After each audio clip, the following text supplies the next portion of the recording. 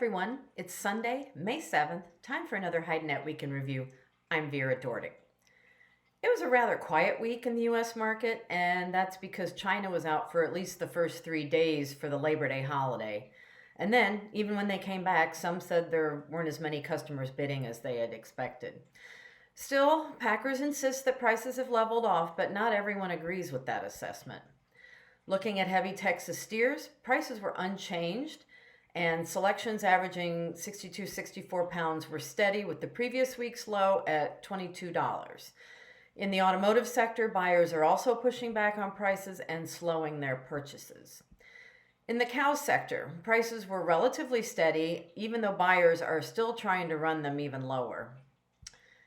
Combined export sales for the week ending April 27th were up by a third from the previous week, and they totaled 539,800.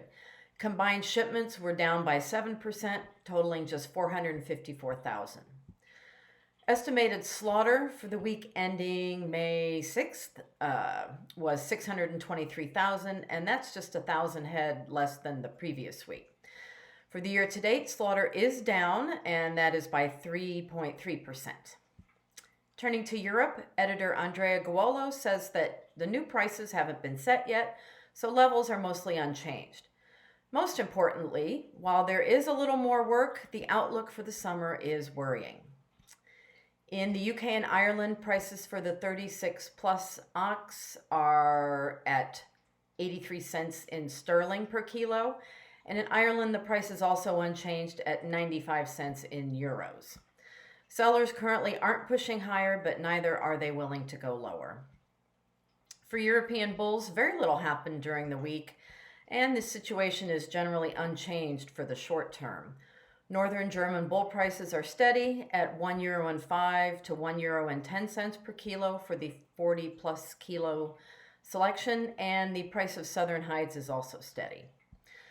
With regard to European cows, few deals were made for these too, and the Northern European selections are currently considered too pricey for the market.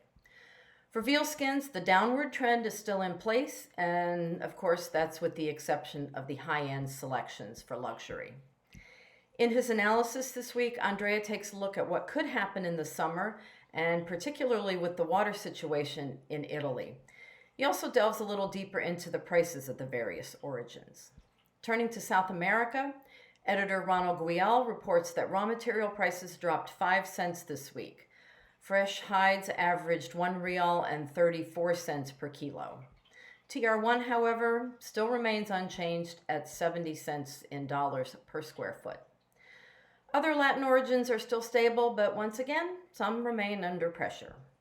In other news from Brazil, the country says that, the sector in the country says that dropping the payroll exemption would put more than 30,000 jobs at risk, and that could happen at the end of the year if a change is not made.